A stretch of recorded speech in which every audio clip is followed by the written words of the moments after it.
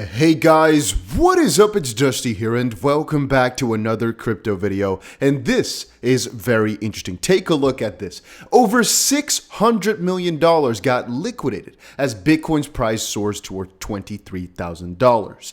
Bitcoin is beginning to rally and, well, the entire crypto market is just exploding here with all this volatility and all this uncertainty as to whether or not Bitcoin is going to continue on with this increase in price or whether or not it's going to fall down. Having said that, today's video is filled with different pieces of news. I have a lot of different stuff to talk about regarding Ripple, regarding Bitcoin, regarding just the crypto space in general. So if you guys are excited for that, make sure you press the like button on this video. You guys already know how much that helps me out. And if you want to trade anything whatsoever, check the links down below. They give you crazy bonuses, which is very much worth it because if you were to not use one of those links, you get a lot less.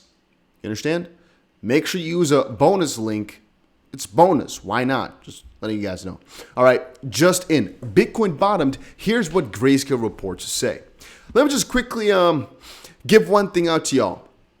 I like to look at what Grayscale says. Very often I take them with a grain of salt, but I look at whatever they post. But take a look. Digital asset manager Grayscale, in its latest report, Bear Markets in Perspective, reveals that just like traditional financial markets, the crypto market also has cycles that last nearly 4 years or 1,275 days. And now, as of this point, the present cycle started in 2020, with 1,191 days completed. In about 4 months, the realized price crosses back above the market price. Based on this, the downward or sideways price movement could continue for another 6 months, but thereafter, it's most likely going to go pretty damn crazy. All right, then last but not least, Ripple, one man down amid regulatory woes, but is XRP the remedy? All it talks about is Jed McCaleb is finally done selling, and Ripple officially posted it as well. Everybody was kind of in on that in the whole celebration.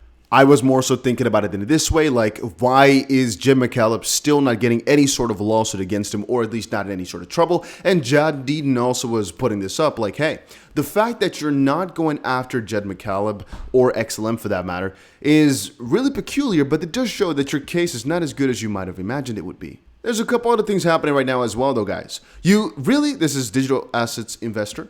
You really couldn't make this up. This is who Gary Gensler hires in the middle of the Pelosi husband stock scandal. The arrogance is unbelievable. Commissioner Lizarraga most recently served as senior advisor to House Speaker Nancy Pelosi. In that role, Commissioner Lizarraga oversaw issues related to financial markets, small businesses, international finance, and immigration. He also served as Speaker Pelosi's liaison to and worked closely with the Congressional Hispanic Caucus, or Caucus, I think Caucus. And Gary Gensler basically said, warm welcome to Commissioner Jaime Lizarraga. Look forward to working with you at the SEC, which again is peculiar. You would say you would kind of not do that, right? But okay. You have Crypto Aries saying SEC oversight hearing in less than 24 hours. This was a little while ago where we have an update. Gurbrir, why are these names killing me? Director of Division of Enforcement will deliver his prepared statement below. Bragging that more than 80 crypto enforcement actions bringing $2 billion, the most by any federal or state regulatory bodies, like a brag sort of.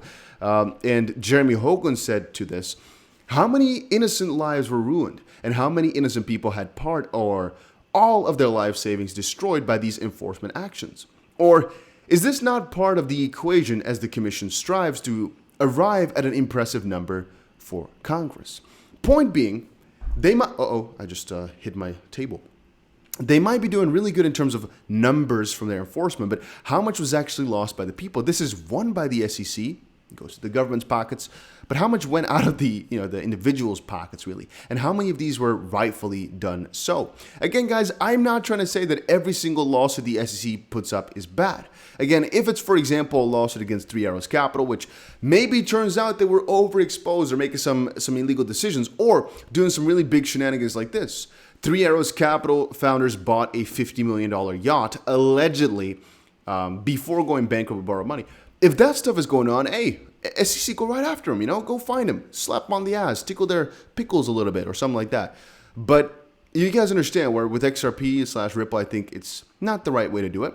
There's also this Congress update that we have, but it's a lot of footage, so I think we might have to do it a little bit later It's a lot of footage. I have to go through every single part of it. JV just has some updates though.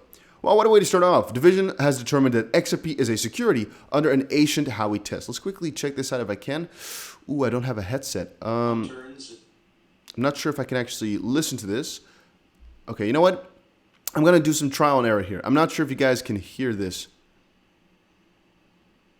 if I turn my microphone off. You know what I mean? So just comment down below if you could hear that or not, or I'll check it out after the video. And then I'll know. So if I put my sound off, you'll still be able to hear it. And then from now forward, I will try to play it for you. I hope you guys can hear it. But I'll spend 30 seconds playing it. If not, just press 30 seconds in the future, all right? Just letting, maybe.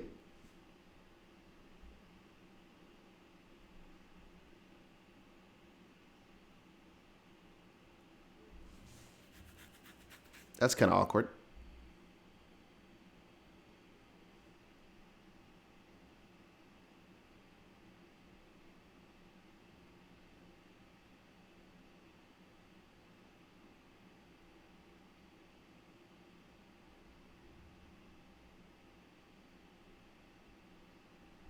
All right, hopefully you guys could hear it. If you couldn't, no worries.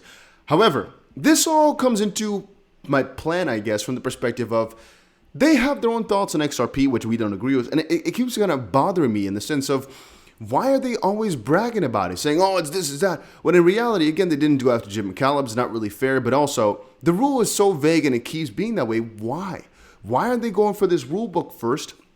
Making a crypto rulebook first and then going piece by piece. Why aren't they going for these newer laws that they're trying to make, or at least why aren't they making those newer laws? We know now that there's a trial date set for the other lawsuit. What's it called? The library case, for example.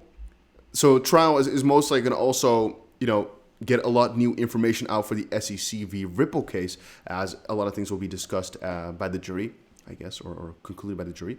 But I'm sometimes wondering why exactly the SEC is going through it this way. We can discuss that for hours, though, guys. It's not going to make too much of a difference. We know the SEC is not playing a fair game, period. All right. James Fillon shared a new Ripple lawsuit update yesterday. Court approves parties' sealing requests regarding Amici motion to participate in challenge to SEC expert. Unsealed versions must be filed tomorrow, July 19th. Amici must reply to the SEC's objection to their participation by Monday, July 25th. Doesn't matter, all right? It's all about hiding some information regarding the expert. That's about it. Can we do anything about it? Nah. Is it going to increase or lower the price? Nah. Is it going to change much of the lawsuit? No, most likely not. So it's not the most important of pieces, but it is interesting to watch. Right now, most importantly and most critical is this hypocrisy, let's put it like that, by the SEC, and this arrogance that they can just keep going on with their shocking allegations and just nobody's going to stop them. Again, go after the real criminals, right? Allegedly here. But go after those guys. What in the world? Why? But yeah, that was it for right now.